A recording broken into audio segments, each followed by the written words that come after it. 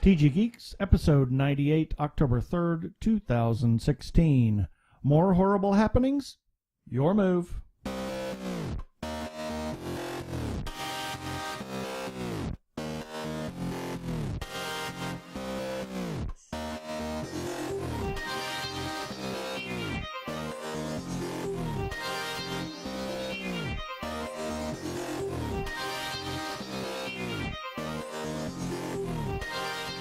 Hello and welcome to another webcast from tggeeks.com, where Ben and Keith, the Two Gay Geeks, talk about all aspects of geekdom and nerdery. Sci-fi, comics, film, horror genre, you name it, we talk about it. I'm Keith Lane and we are coming to you from TG Squared Studios in lovely, sort of rainy Phoenix, Arizona, finally back home. And I'm Ben Raggington, also coming to you from where in the blazes is this rainy weather still coming from? Because it can't be Phoenix, Arizona. Yeah. So we have more horrible happenings, as my sister would call it. She called it horrible happenings. So I was wondering where that was coming from. Yes. So we're about to listen to an interview that we just did with Mr. Jackson Stewart, who is the director of Beyond the Gates, one of the greater films that we saw. Not that all of them weren't great, but it was one of the best films favorite that we saw at Horrible Imaginings Film Festival. So we're going to get right to it.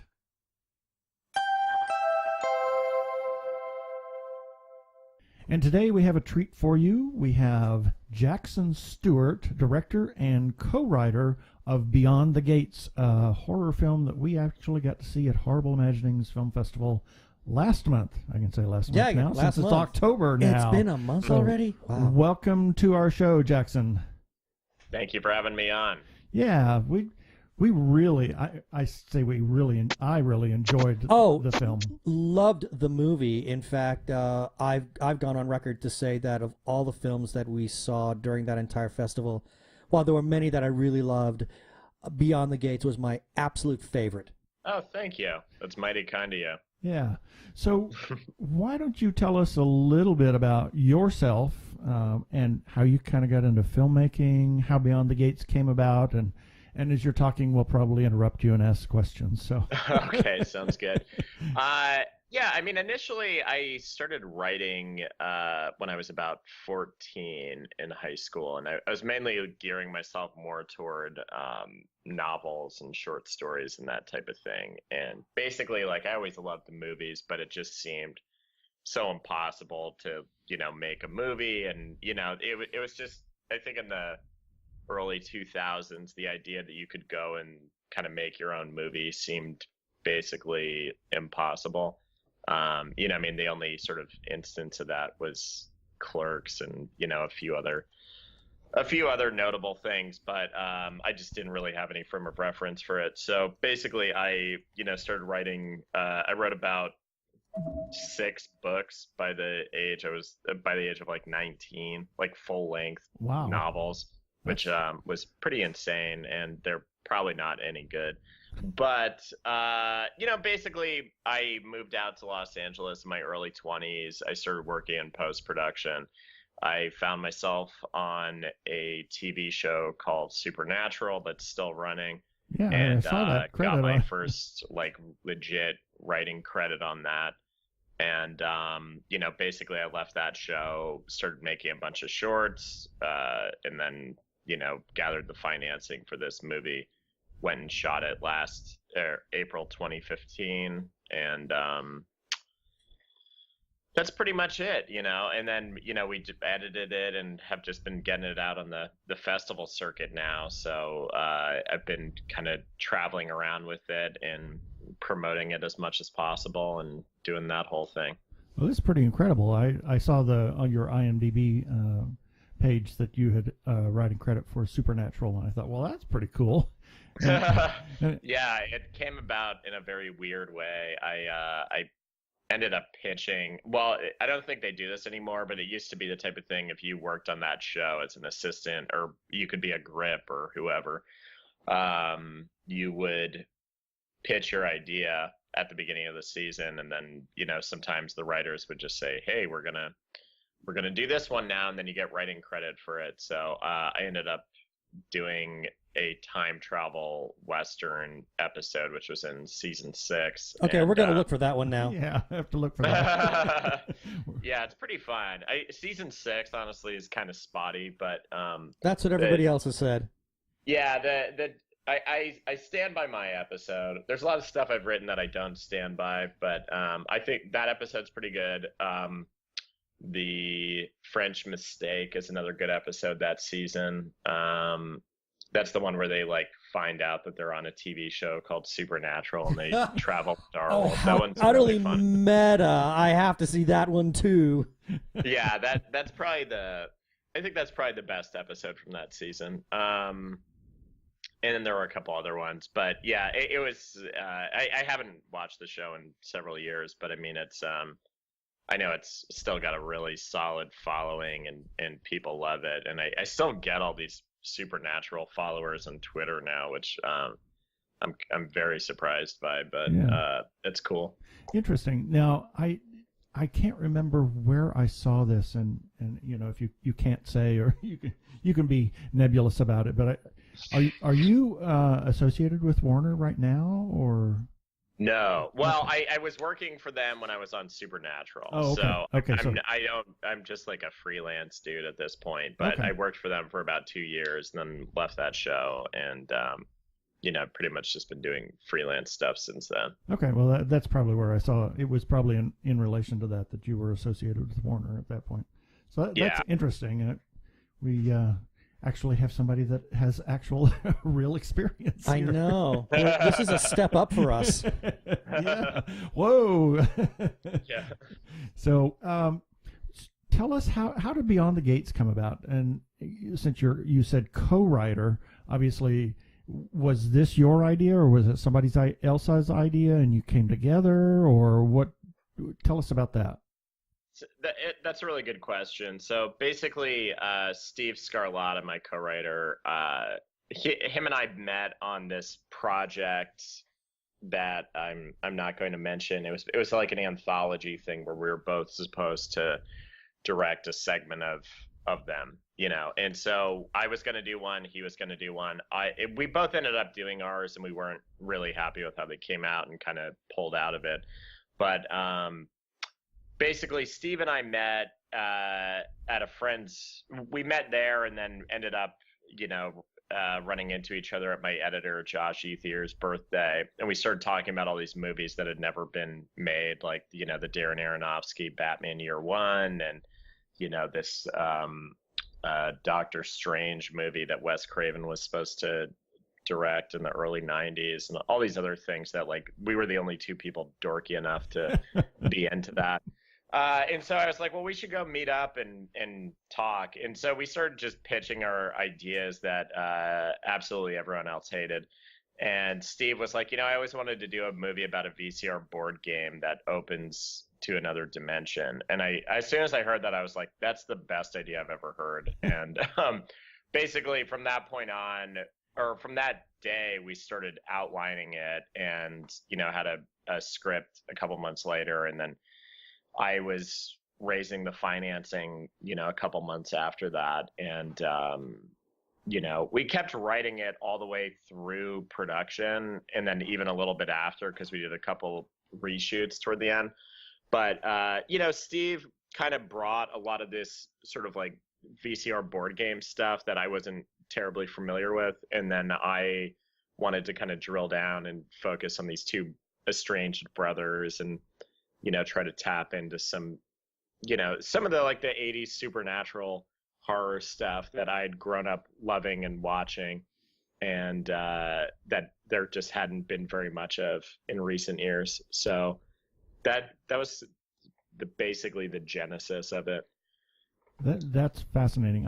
I thought the meshing of all of the pieces, the 80s, the Estranged Brothers, the board game, all of it I loved the film a lot. I think it's amazing.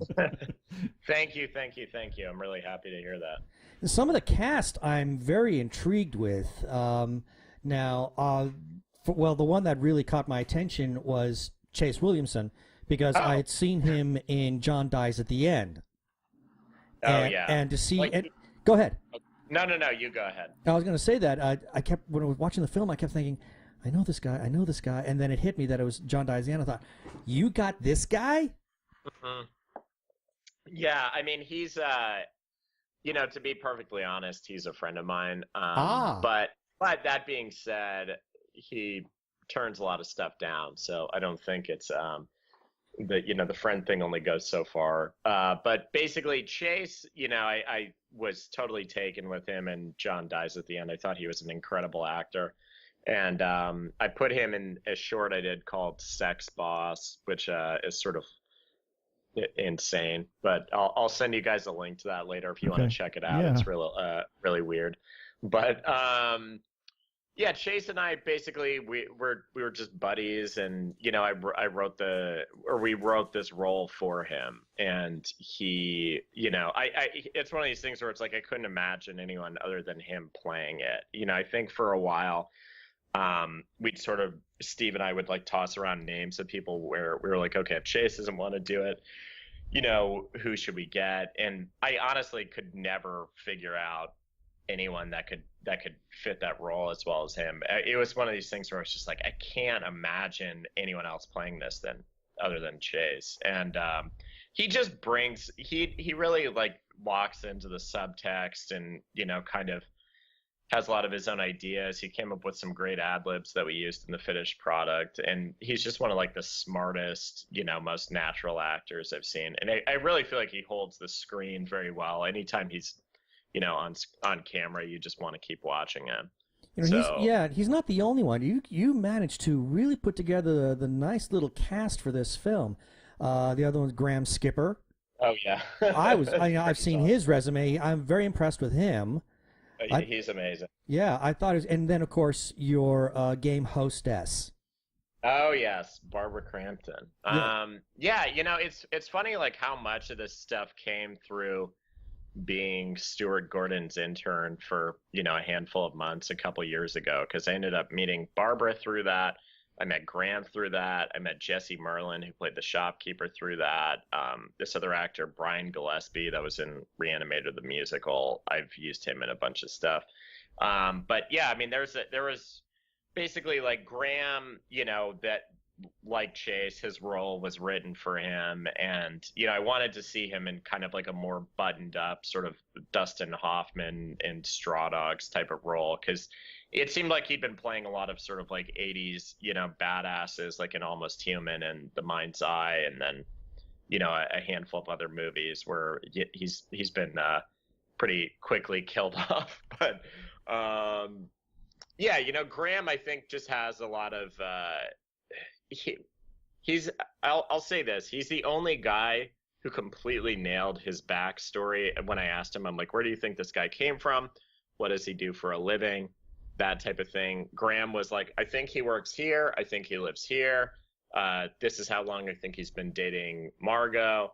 And he nailed everything, and pretty much none of that. It's sort of alluded to in the script, but he just had a lot of really smart ideas and intuition into the character that impressed me. And he's also he's like the nicest guy I've ever met. So if you're casting a movie, I highly recommend using Graham Skipper, just because he's such a delight to have on set. Well, we talked to a couple of people, I mean, just in passing. I mean, didn't interview anybody. You're the first one from this project we've had the pleasure of interviewing.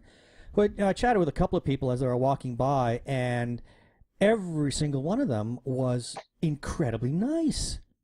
Oh, which yeah. I found to be highly refreshing. That was a pleasant change. It's probably a better word. Well, no, I mean, like I spoke to Chase briefly about John Dies at the End, and that was not graciousness. He was being nice. And of course we talked to you, and you were just so engaging. So I'm just, it's nice to know that there are still really, really good people out there who work in the industry. So you talked about how you never thought you were really going to make a film, and now you've got Beyond the Gates. Is this your first independent full-length project? Yeah, this is my first full-length feature. So, I mean, I wrote like a TV movie a couple years ago, but this is aside from a handful of shorts, this is like the first thing I've had pretty much total authorship over. Okay, so you, as you said earlier, you didn't think you'd ever get anything made because just, I guess, the way the industry worked. Now it's out. How do you feel about it? Well, it's not completely out yet. Still doing the festival tour right now, so it's you can't get it on VOD quite yet. You should be able to by the end of the year. But it feels good. It's really interesting because I've gone to a few different countries with it, and it seems like it plays pretty well in the States. It played very weird in Germany, but like they still kind of reacted at the right parts. There's just a bunch of bizarre questions I got at the Q&A, which I didn't really know what to make of, but that's fine. And then London and all those places are amazing. Like Fright Fest in London was probably the highlight for me so far. I'm just curious. What kind of questions were you getting in Germany that seemed a little off? Well, the opening question was, "What was my relationship like with my father?" Which What? They're getting all Freudian on you. Oh, totally. And I was like, the land of Freud. Yeah, well, it was one of those things where I was like, this is like what I would write in a comedic sketch about like a Q&A in Germany, I sense I sense a short film, a comedic short film now that could be made out of this. Yeah, there you go. Yeah, but that one was pretty bizarre. But yeah, I felt pretty good about it. It's always, it's interesting to see how people react to it at this point, because this sounds weird, but it almost doesn't feel like it's my movie anymore. It's like I'm more just interested in what people think of it. Whether it's good or bad. It's just more. I get more out of like hearing people's reactions where they say, "I thought this was a little slow," or "I didn't like this," or "I loved this," or "This was great," or it's just people's takes on it are kind of what I'm ultimately doing this for. It's not like a thing for validation. It's, I want to hear what people's thoughts are, what the reactions are, and then, take that and see if I can bring it into my next thing and do it better, Oh, that's great. That's when you started talking about that, I thought, yeah, he's preparing the next film and how to make the next film better and what to stay away from and what to do better and what to do right and all of that kind of stuff. Yeah. Yeah. And it's, I think it's been a really rewarding experience. It can be physically exhausting just because of how much travel there is, like when I went from Chicago to New York to London to Germany, back to London, all in the span of 2 weeks, and wow. It's you start to feel pretty insane at a certain point. And you get tired out of living out of a suitcase too, I would imagine. Yeah. Yeah, you're basically, it's like Lost in Translation or something, where you're just kind of living a solitary life in a hotel room. But it's definitely not. I'm not complaining about it. It's just, it's interesting.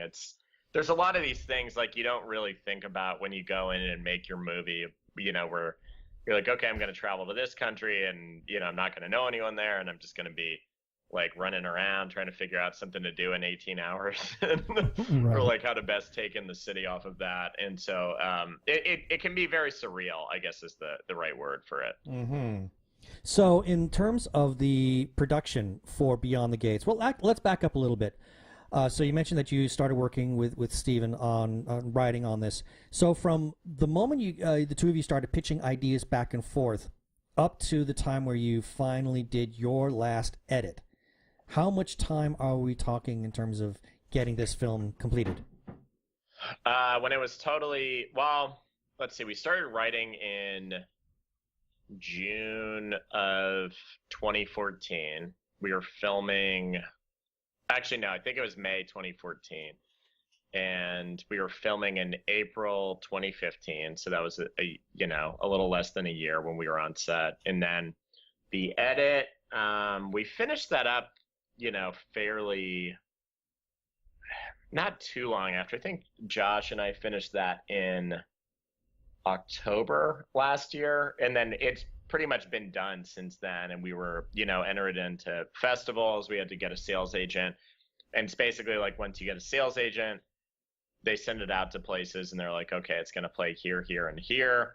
But all that stuff just takes time. So it's basically like you get across the finish line, and then you have another finish line and another finish line, and there's just all these other things that keep popping up over the course of making the movie, which, like, once you do it, you figure out why all these things take 3 years from the start of writing the script to, the movie getting released on whatever format. So ours is actually really quick compared to a lot of other movies, because from the time we wrote the script to when it'll be out, it'll have been a little over 2 years, like pretty much within the same 2-year window. So it's pretty nice.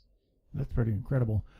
So did you submit to Horrible Imaginings, or was that something that Miguel approached you about Beyond the Gates? I think or both. he submitted to, or no, he asked us to submit. He watched it and liked it, and then Graham, I think, had gone up there for some Reanimator thing and had made friends with him.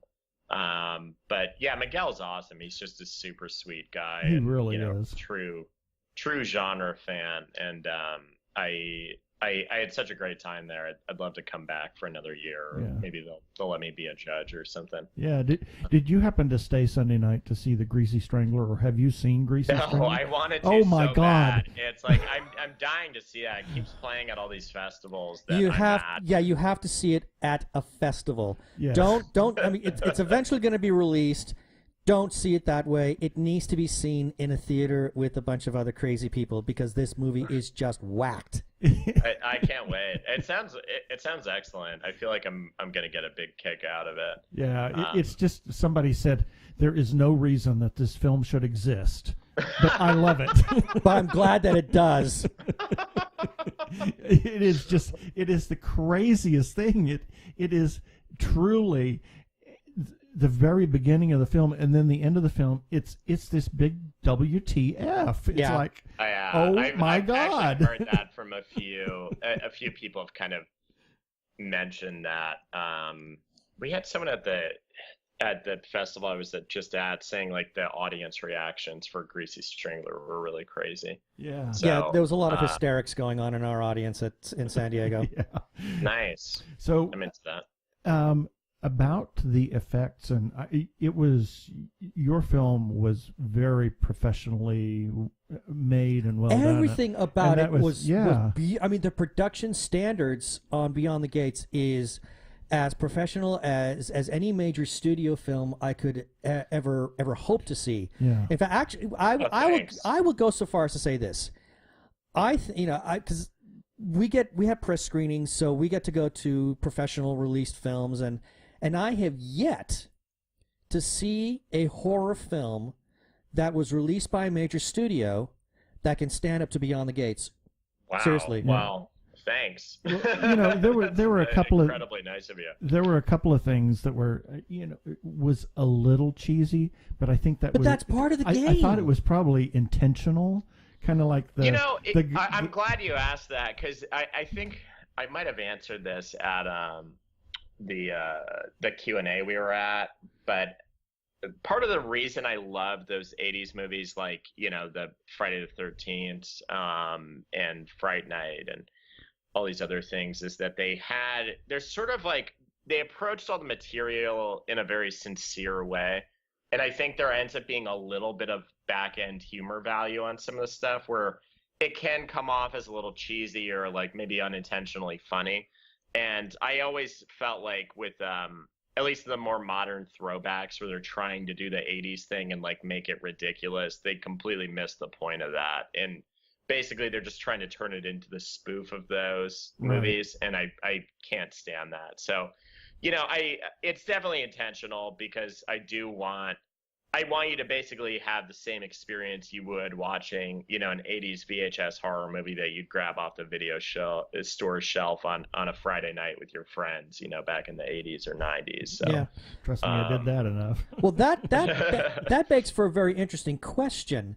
Now, you talked about how, obviously in the 80s, the filmmakers were approaching these kinds of films like the Friday the 13th, the Nightmare on Elm Streets, and all those films with a seriousness, which then brought out this unintentional humor. And and then of course now we've got these people that are, they approach that same kind of 80s pastiche, missing the boat because they're deliberately going for that humor. With Beyond the Gates, how do you straddle that line so that you don't? I mean, that you're going to be making this kind of 80s flick. There's going to be unintentional humor in there.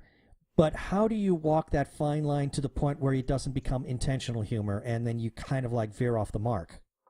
Well, that's a good question. So, I mean, most of that came about through me, or basically it didn't come about through me. That's strike that from the record. It basically, on the writing level, I wanted to really drill down into the characters, make their relationship real, and do as much justice to them as I could. And as a result of that, you're able to kind of put them into these sort of like fantastic situations where, Barbara Crampton's like watching them on the TV and like making their friends' heads explode and stuff like that. So, I think a lot of it is just balancing the tone of the movie, which, is tricky, but it seems like if you're approaching the scary scenes with menace and actually trying to make them scary, depending on no matter how effective that is, it kind of lends itself to that, because most of those 80s movies, they were trying to make a scary movie, and like whether they succeeded or not, they weren't doing it as a joke. There's stuff like Return of the Living Dead where I think they do a really good job of like straddling the line between being more, comedy first and then horror. But, there's good scares in that movie too. So I feel like you have to really nail the scary stuff as best you can. And then there can be some humor after that, or some, kind of like incidental humor that comes from characters. But, it's sort of like a complicated thing because there's so many moving pieces that you have to keep under control while you're making the movie, basically like performance, wardrobe, because a lot of the stuff is like, if you put someone in a dumb shirt, like if I put, Chase's character in a Chuck E. Cheese shirt, it suddenly the scene's completely different. Right. And it's like he could act exactly the same, but now people are like, what the f is up with that Chuck E. Cheese shirt? Like, why is he wearing that? So, it's just every element really needs to be kind of dialed in and kept, in line with the rest of the movie. And, the cinematography had a lot to do with that. The effects, the performances were really key, the story, and honestly, the lighting too. It's like the guys, yes, working the lights had a lot to do with that. Yes. It's, there's just so many different moving parts of this that, contribute to the final product, So, I'm glad you brought that up, because one of the things that I've really become tired of, and I think we're seeing a backlash to this now, has been there was this penchant, like a decade ago, to go for this really weird desaturized look, to really to really stick with a very specific color palette, which I've gotten very, very tired of. And because Keith and I, we're in our mid-50s. Okay, so we grew up in the age of Technicolor. And to watch Beyond the Gates, I saw this richness in color and in texture. I got to assume that was a deliberate attempt on your part. 100%. It was mainly like the nighttime scenes. They start out in a more kind of like, I don't want to say flat, but a more standard nighttime look, and then they build into that light blue sort of backlit, Rennie Harlan's prison look, where there's the light flooding through the windows with the hazer going through it to kind of give it that sort of supernatural effect. And then we'd build into like making it bluer, and then introducing the purple into that, and basically having it feel like you're stepping into the 1980s by the end of the movie. So it was very deliberate. So how much experience that you working at Warner's, and as I don't know what you did. You said post-production or whatnot. How much of that? No, I was a writer's PA / writer's assistant on Supernatural. So I had next to nothing to do there. Oh. I was mainly just sitting at my desk and grabbing lunches and taking notes occasionally in the room. So okay, you were a gopher. Yeah, I had absolutely nothing to do there. I learned nothing, and wow. Oh, that's depressing. Yeah. Wow. Actually, that's not true. I did go up to set for one of the episodes, and I got to shadow one of the directors, which was cool. And I actually did learn a lot there. But for the most part, on that show, it was, you're mainly just sitting at your desk all day, and then you occasionally have to like go grab something for someone. But I spent time writing and digging up stuff on movies and that type of thing, and reading scripts. But there wasn't a ton of I don't know. It wasn't like I could go into Peter Roth's office and say like, "Hey, I've got this idea for a script called Beyond the Gates," and pitch it to him. It was very much like, your place is here, they're there, and like they're never the twain shall meet. Well, it's like you were a paid assistant. It was not an internship. No. I was like, it was my that was how I was paying for my rent. There were actually, I should backtrack on that a little bit, because there were a handful of people that were very helpful to me while I was there. Ben Edlund, who was he created The Tick. I don't know if you guys remember that. Yes, I know The Tick.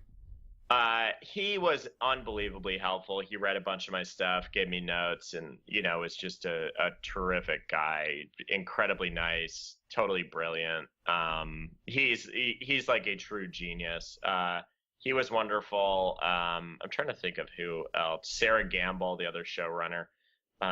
She was really great. She's watched a bunch of my shorts, and she's awesome. And then, there were, like, the writers were all cool. They weren't like dicks or anything. It was just, it was very much like they went in the room, did their thing, and then went home to their families. And, there'd be occasional chit chat in the hall, but that was kind of it. Wow, I'm even more impressed with your film.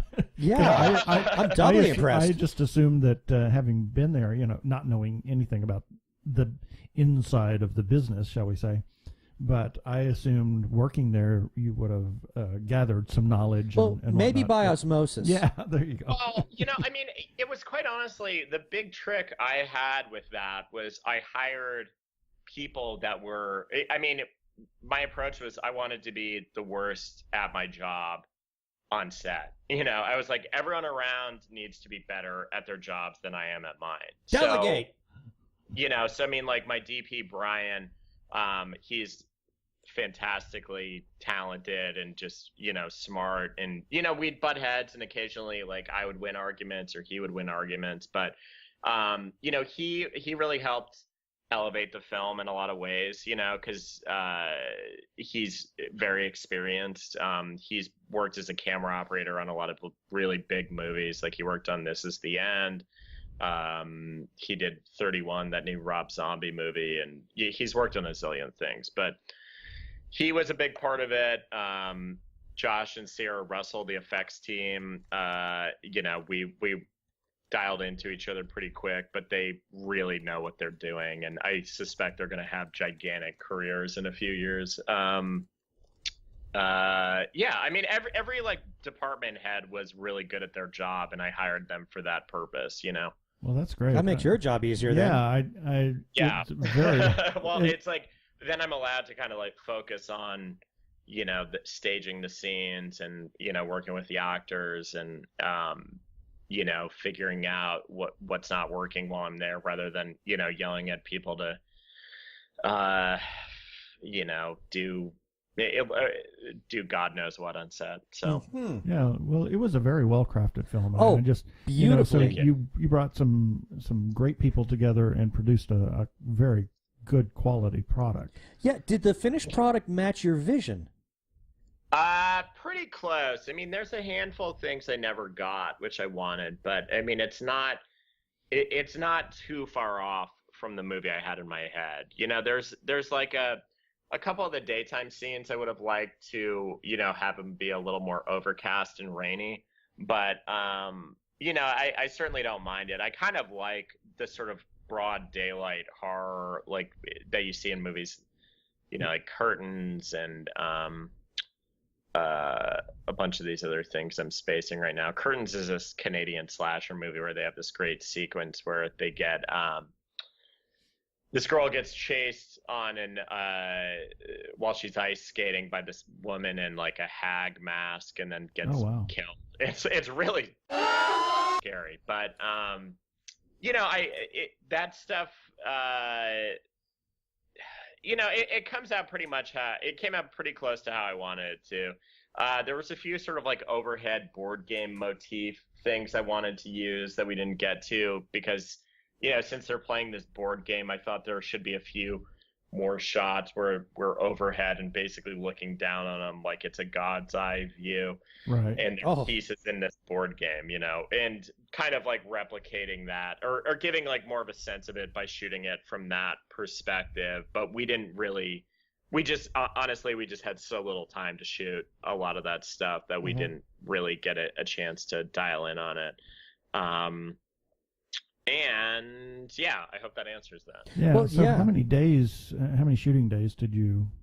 The total was 20. We Wow. had a couple. Oh my gosh. Yeah, we had a couple cheat days with Barbara early on because we wanted all of her stuff to actually be on the TV that they could react off of. Oh, cool.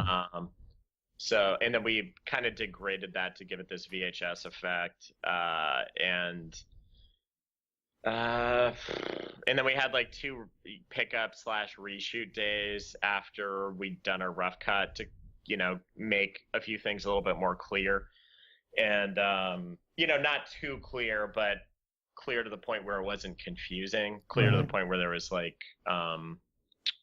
intrigue, I guess, or you know. That was kind of the main thing. But yeah, 20 days total. Wow. Very, very impressive. So with the shooting schedule and with the visual, the visual aspect of it, I have to wonder, and if you can't answer this, that's okay, but how much did this movie cost and how did you manage to finance it? As far as the cost, it was more than Primer and less than Avatar. My answer for that. I think every movie is less than Avatar. Yeah, exactly.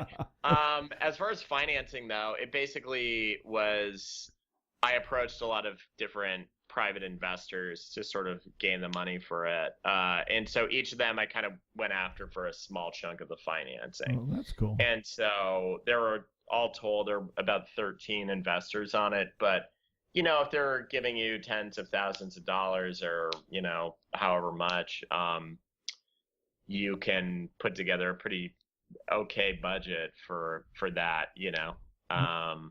So it's yeah, I mean, it takes a little more work than someone just cutting you a check for $400,000 or whatever, but it ultimately it felt like the best way to get a movie going. And plus, it's also, for your first movie, you pretty much just have to find the money wherever you can get it and go make it. You know, it's not really like if you get $5,000 to make your first movie, then just do that. It's like, I mean, you should write something that fits, you know, a $5,000 budget range, but you know, there's just really no sense in you know, waiting for someone to cut you a check for $7 million or whatever to make your first movie, because it probably will not happen for at least a couple movies. Right. So I would assume that obviously, since the movie's playing in festivals, it's not making any money right now, but are there plans for distribution? No, well, we've sold it to IFC, so we've pretty much made the budget back on the movie. Oh, but, good. Yeah, it's sold to IFC in the States, and then it's going to be on this UK label called Signature, and they're putting out this movie called Pet and some other fun stuff. But yeah, I mean, it started selling in a bunch of areas internationally, and so we're pretty close to making a profit on it, which is good. Which means you'll actually get a paycheck out of this. Yeah, exactly. Yeah, I took absolutely no salary on it, so I've pretty much been working on it for free for 2 years. Yeah, I mean, and I'll get paid on it once the investors get their money back, which will be good. But yeah, it's pretty crazy. So did I hear or see a rumor or something that you're thinking about a sequel to this, or? Yes. So yes, there's a sequel. It's centered around Chase's character. He has a new girlfriend in the picture. It picks up a few years after the events of the first movie, and basically anyone who survived the first movie will be back in the second one. So there will be some familiar faces and some new mechanics for the game, and it's basically like the advanced Dungeons and Dragons version of Beyond the Gates. So so our favorite hostess will be back too. Oh, of course. Yeah. Oh, good. I think for someone who is simply on a screen, I think she steals the movie. The two I've heard people say that about are Barbara and Jesse, who plays the shopkeeper. Right. Yeah, he's also awesome. I would definitely like more of him too. Yeah, he'll definitely have a larger role in the sequel. But yeah, Barbara, I can't imagine anyone else playing that role at this point. It would be like recasting Freddy Krueger. I was going to say that. It's just you can't recast Freddy. That just doesn't work. Yeah. Or recasting Barbara Crampton in Bride of Reanimator. Yeah. You just can't do it. No. Is there anything else? Oh, you were going to say something. I was just going to say we had talked about that when we heard about. We said, what could they do? Does somebody else buy the game? Does somebody else buy the game? Does it just keep going back to the shop and what That's kind of what we were talking about. Yeah, we were really speculating on what the sequel could be. I'm happy. I'm really happy to hear that people kind of speculate about that, because it's rewarding. I mean, we did have a few different ideas. I think at one point we were going to maybe center it around two totally new characters, and it just didn't. And then just basically bring Jesse and Barbara back, but it just felt kind of off, and plus I really wanted to work with all the same people again. Yeah, I also think the danger behind that is if the game goes to somebody else, then it's just the same thing all over again, but with different people.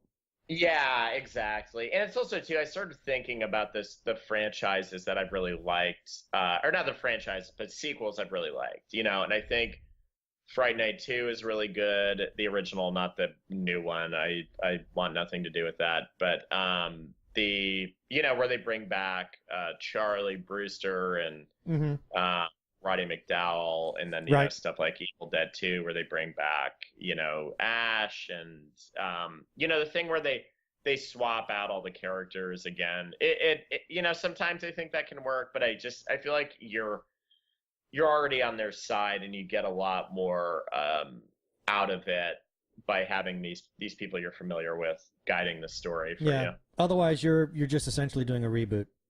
Yeah, exactly. Yeah, I don't care for that. Exactly. So, beside Beyond the Gates 2, anything else that you've got your fingers in at this time?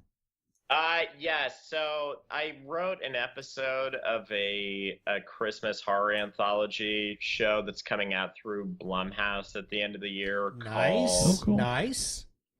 It's called 12 Deadly Days. My episode's about a guy who runs over a reindeer and starts to turn into a reindeer. Oh, so wow. Freakish. That I like it. It's basically like Tim Allen's The Santa Claus meets American Werewolf in London. And what else? I have another project called The Day After Halloween that sort of examines the final girl's headspace immediately after a slasher movie ends. And those are kind of the main things. There's a couple other stuff that I can't really talk about yet. That's kind of being worked out. But Well, that's understandable.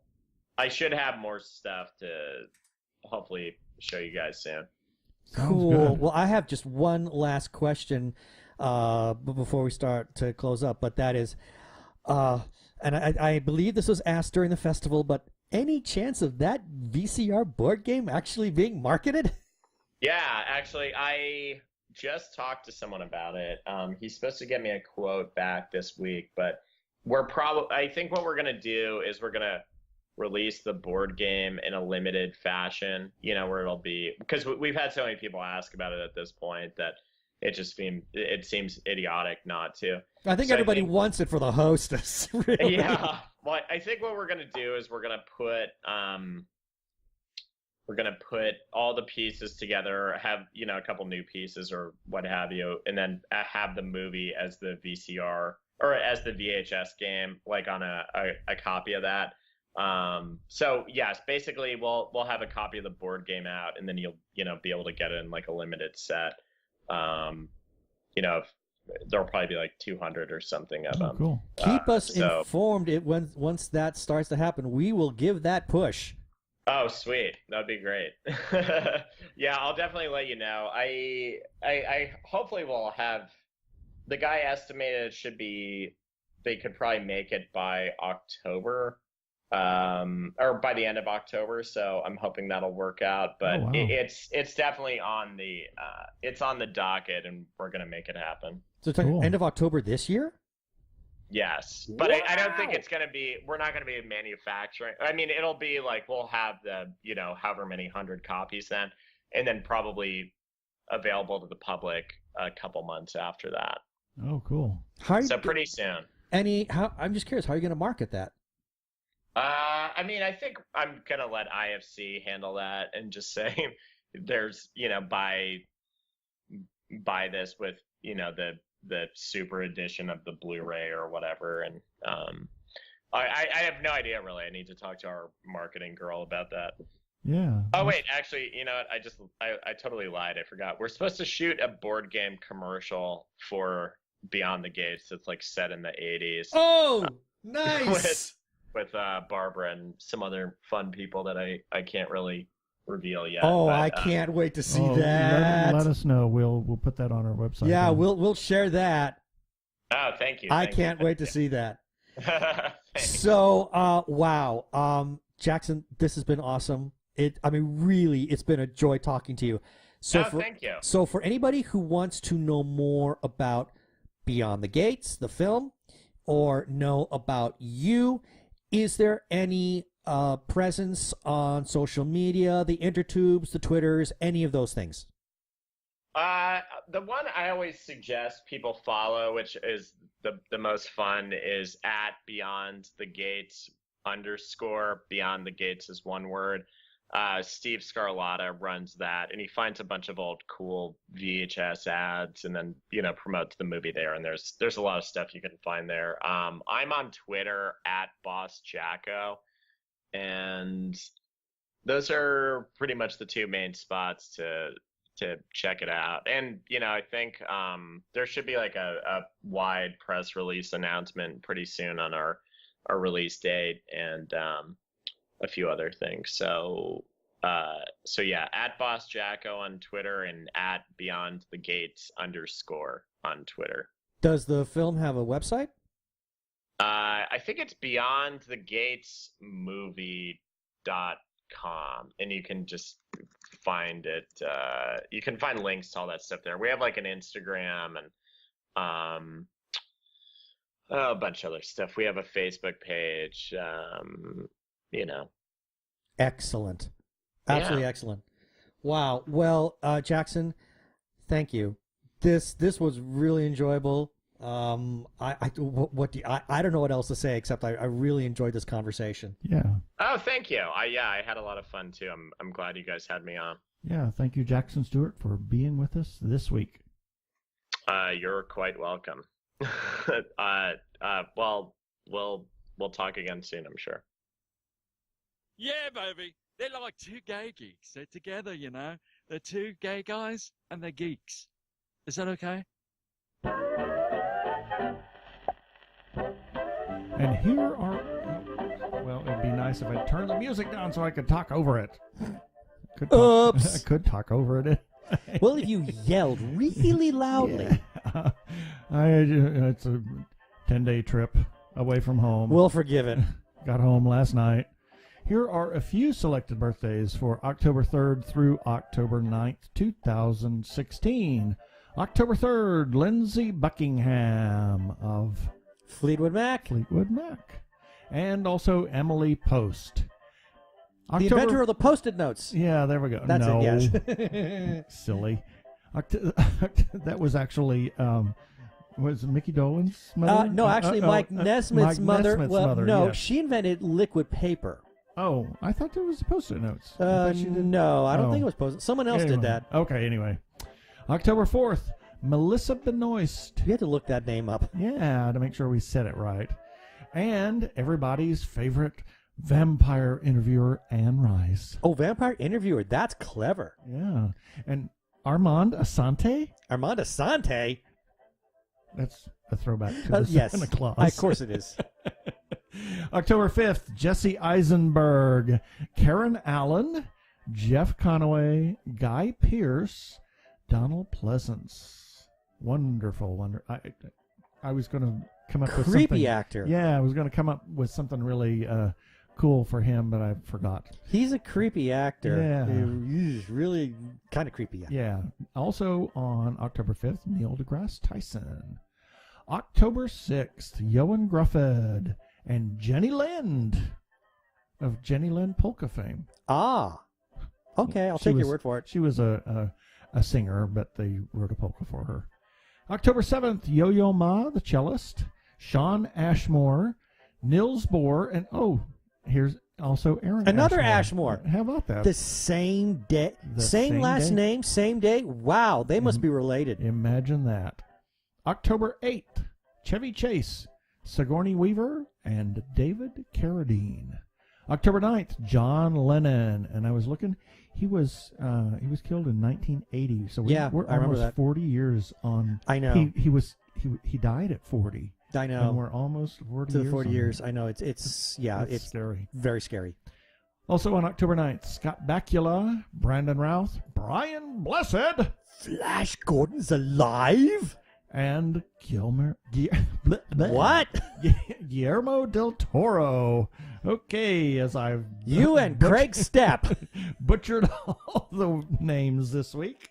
That's it for the birthdays this time.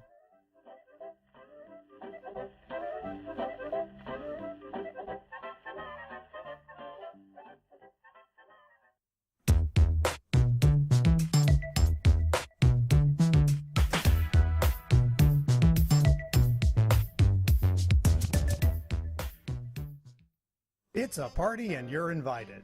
I'm Tim Galloway, your host and keeper of the Mouse Castle Lounge, your weekly dose of news, commentary, and interviews from the world of Disney, served up with your favorite tasty beverage. Drop by and see us at themousecastle.com or just look for the Mouse Castle on Facebook. It's good times and great conversations about the house that Mickey built. By the way, did you know that Walt Disney's favorite drink was a Scotch Mist? I'm more of a martini man myself. We'll see you soon at the Mouse Castle Lounge.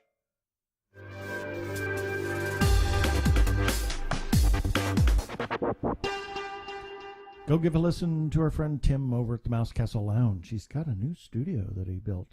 Yes, but he's doing that also. He's for planning to some go voiceover. He's exploring voiceover acting. Yeah, so it's kind of nice to see that on Facebook. And now, Time to dance. time to dance. My fingers going in the air. That's right. My hips are swiveling. Except my butt don't move that way. Yeah, it's feedback time. Okay, I got to fly to this because we've got quite a bit here. And all of these stories that we're going to talk about are on our website at tggeeks.com, and they will be in the show notes for this particular episode.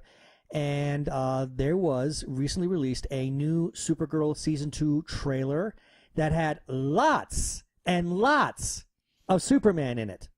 The Man of Steel? Yes, played by... Is it a bird? Is it a plane? No, it's Tyler Hoechlin, or however you pronounce his name. So anyway, I'm kind of cheating here and where I got some of this because Mark Biaggi also shared our very story. He shared it on his own timeline, so a lot of these comments actually came from people he knows.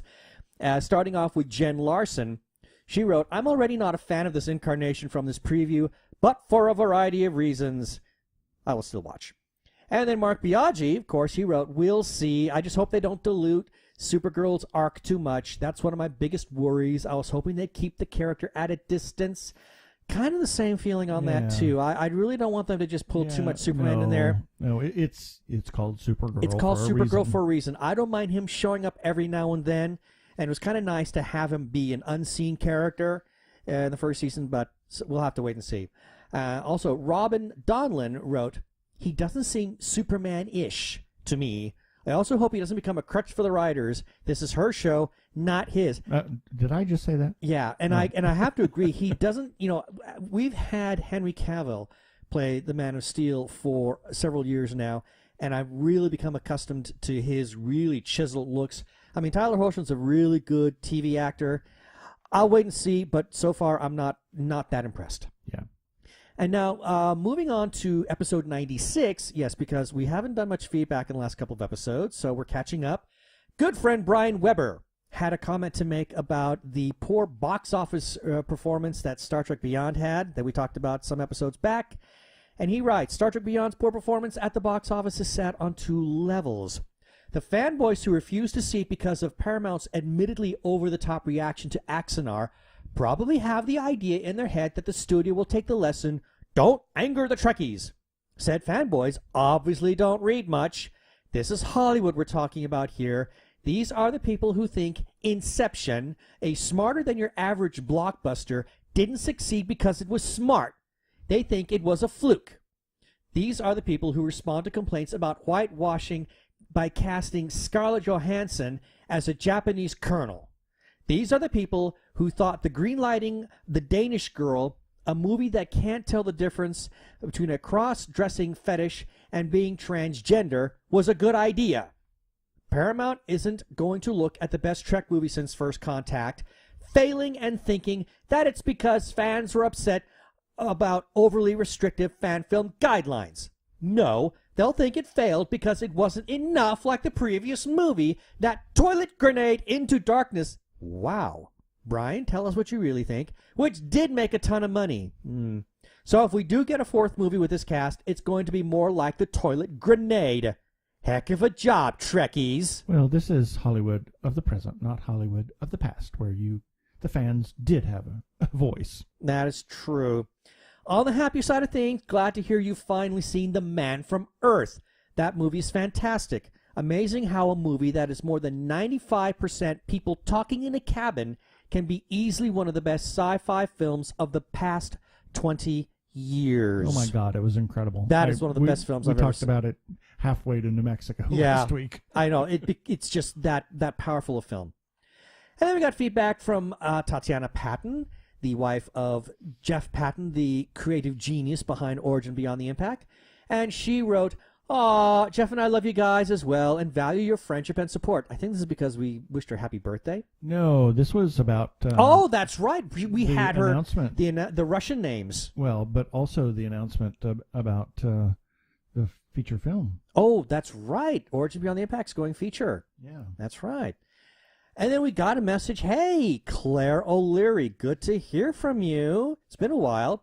She writes, "Hey, guys, I'm a little listening to this episode. Just wanted to say, I heard how the director of Blair Witch got his actors to look so scared/shocked. And for anybody who's wondering what she's talking about, in my review for Blair Witch, which we did a couple of weeks ago, I made a comment that the only good thing about it was the acting, especially at the end. They looked absolutely terrified. Everything else about this movie I thought was crap. Anyway, she says, apparently he used an air horn to frighten them at the right times. Yikes. Well, see, now at what point, if he kept doing that to me, I would cease looking scared, terrified, shocked, and I would start looking pissed. Looking for the nearest object to stuff down that bell horn or pipe horn or whatever kind of sound he was using. And then moving to our episode 97, we got a message from James Starks, because that was his birthday, if I'm not mistaken. I think we had mentioned him in his birthday in that episode. Right. Yes. And he says, you guys are so awesome. Thanks for the birthday shout. Well, there it is. And Beyond the Impact plug. We at Etched Motion Pictures LLC truly appreciate your unwavering support. Well, you guys are making something really good, which makes it very easy for us to have unwavering support. You bet. And in that same episode, that's where we interviewed Eric Elick. And he writes, awesome. It was great to be interviewed by you guys. And then he shared our entry into Facebook for the interview, and he says, hey gang, check out this fun interview I did with TG Squared Studios about my film composing career, past, current, and future products, and some exclusive news. Thank you, Keith and Ben. I had a great time being interviewed by you. Yeah. And Miguel Rodriguez had a comment for that, and he says, ooh, we'll listen soon. And then also for episode 97, we got a comment, a feedback from good friend Kenny Rotter of the Dumbbells and Dragons podcast, and he writes, you guys are getting very close to episode 100. Congrats and mazel tov. Very excited for you. Any huge stuff planned for it? We're still talking. We're still talking about it. We're going to probably still be talking until we record the darn thing. It's very possible. We just make it up. Who knows? And then last week we ran a story about how the upcoming Avengers Infinity War movie is to include Doctor Strange. And again, if you want to read more about that, I would say see this link in our episode show notes. It will take you right to the story itself. But Benedict Cumberbatch had something to say about that. Benedict Cumberbatch? Yes. He plays Doctor Strange, you know? Yes. Yeah. So Scott Linder, good friend of the show, wrote, there is no such thing as too much Doctor Strange. I have to agree. And then lastly, we also ran a story last week about how Disney gave the green light, The Lion King, to become a live-action film by Jon Favreau. Well, first off, talking animals, live action? I got to think about that. I think maybe they meant photorealistic, but that's how the story went. Anyway, one of my dearest friends, Darren Anderson, who lives in the UK, he just simply had to write, oh no. And friend of the show, Hamish Downey, who we interviewed some episodes back, wrote... Who lives in Japan. Lives in Japan. So we are international. We are international. And he wrote, that film should be untouchable. And I, okay, I'll just give my 2 cents here. Yes, I have to agree, but Jon Favreau pulled out a miracle out of his hat with the Jungle Book. So, yes. And so you never know. I'm gonna give him some slack here, and there will be music in the film. Interesting. Very interesting. I thought Jungle Book was amazing, so I'll wait and see. Maybe The Lion King as a photorealistic film could be great. Fascinating. And that's it. Okay, that is it for our comments. We want to hear from you, our listeners. You are important to us. You help us to make the show better, and you give us something to talk about sometimes. Yeah. As well as, feedback, and we get to see part of your mind. Oh, what a scary thing. Yes. So keep it coming. Help us. Tell us what you like. Tell us what you don't like. If there is anything you don't like, tell us. But please play nice. Yeah, we like nice people. We like nice people. We don't like ugly people. Well, ugly attitude people. Let's put it that way. Find us on Facebook or TG Squared Studios and TG Geeks Webcast on, it's actually TG Geeks. Sorry. Where am I? Hello. I can't even read. Comment on our Facebook page. That is TG Geeks Webcast or TG Squared Studios. Or you can talk about our articles as well as the episodes. You can even comment on our YouTube episodes. That's where Brian comments. Yeah, Brian comments on the YouTube so episodes. So does Lookie. And Lookie. And you can find us at tggeeks.com, where you can receive a shout-out on a future episode if you comment, as the people above did. And you can also call our listener line, 469-TG-GEEKS. That is 469-844-3357. This is Kenny Rotter from the Dumbbells and Dragons podcast, where nerd and fitness collide. Join me and a guest every Wednesday for a new episode where we talk about all things nerdy, pop culture, and health and fitness. Follow me on all social media at Dumbbells Dragon, or just search Dumbbells and Dragons. Work out, nerd out.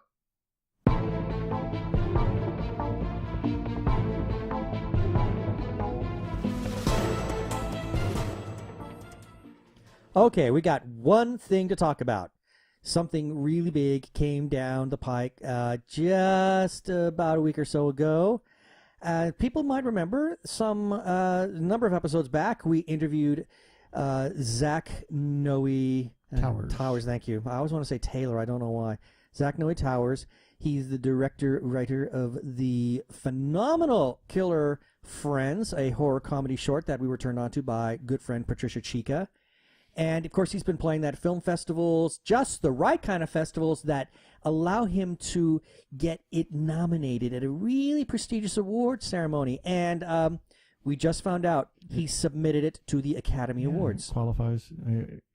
That one of those film festivals qualified to be able to submit. There's some crazy qualification. Yeah, he has to show it at a certain film, some festival, maybe one or two, that allows him to submit it at that point. Yeah. So he just recently submitted Killer Friends to the Academy Awards as a live short film. Yeah. We're keeping our fingers crossed. Everybody's he's excited. Oh, yeah. He is excited. He is thrilled, and I already told him that he needs to get his tux ready, and I can't wait to see him in a tux. Yeah. And one of the neat things is that that category does get announced on the Academy Awards itself when they have the big festivities. They do cover short films, both documentary and fiction. So I'm really excited. I'm really hoping that it gets accepted. I just want to hear the name announced. Yeah. I would like to hear it announced. That's all. But anyway, we're just really thrilled for Zach. I mean, and anybody who hasn't seen Killer Friends, oh my gosh, God, you need to check this film out. It is hilarious. It is a trip. It's really a trip. It's so funny. It's hilarious, and Zach is genius. Yeah, he's genius. I mean, he's a really sweetheart kind of a guy, but he's such a good actor that watching him in that short film is like, ooh, I really want to just Scott. Yeah, I really want to kill him because he's just annoying. Yes. But anyway, yes, congratulations to Zach and all who were involved in Killer Friends. We are keeping our fingers crossed that it gets accepted and, of course, ultimately wins the Academy Award. So go, Zach, and go Killer Friends. Yes. Oh, as always, our follow-up items. I sometimes wonder if anybody listens to this or they stop listening after when we go into this. I hope not. I hope not. We have a calendar on the website. It's for birthdays and film festivals and cons. Let us know if you have a birthday or something that needs to go on the calendar. We do check it regularly. As many of you know, we are huge supporters of independent creators such as Jackson, who we interviewed this time. Not just film, but all creative outlets. Comic book artists. We're going to be at a film or comic expo type thing at the end of this month. Right. Up in Cottonwood, I believe. Cottonwood. And so we're always pushing something, I know, but please consider independent creators of all kinds. And if they have a Kickstarter or an Indiegogo campaign to support a project, please consider donating something, anything. I mean, sometimes they, as little as $1 or $5 can make a huge difference in our project. Absolutely. So please consider supporting independent creators. Phoenix Comic Con Fan Fest 16, October 22nd and 23rd, downtown Phoenix. They've started to announce some guests. Yes, they have. Quite a few guests, as a matter of fact. We get Eleven and the Sheriff from Stranger Things, as well as a number of other people. So there's a bunch of wrestlers are going to be at this time. Wrestlers, so it's going to be interesting.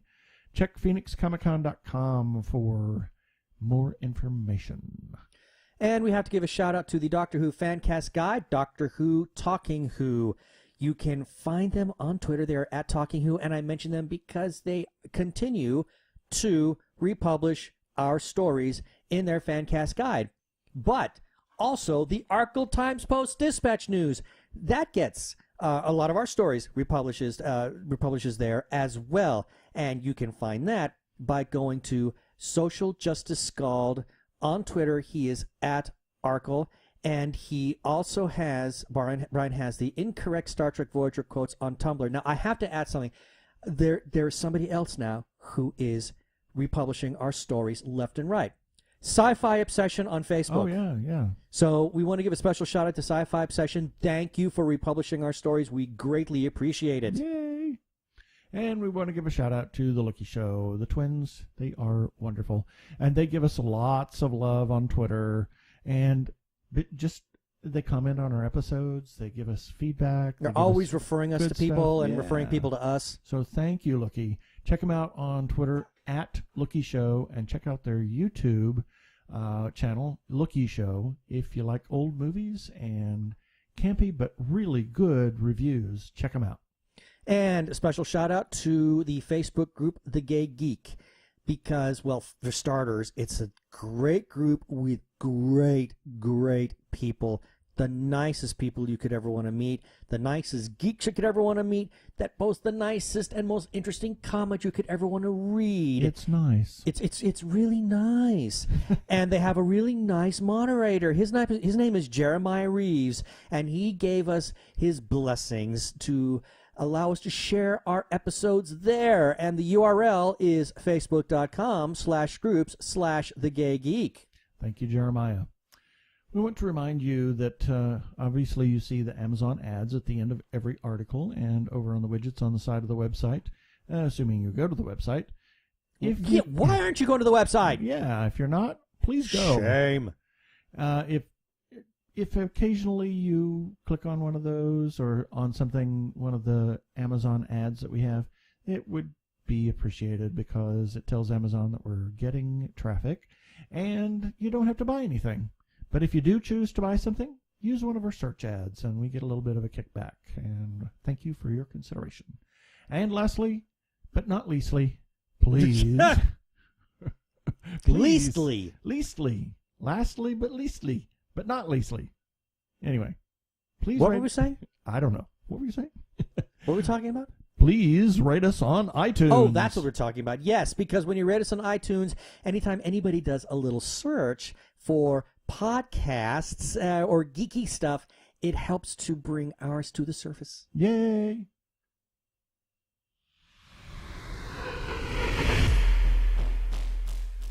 Next time, episode 99, who knows what we will have? We might have another interview. Hoping. We'll see.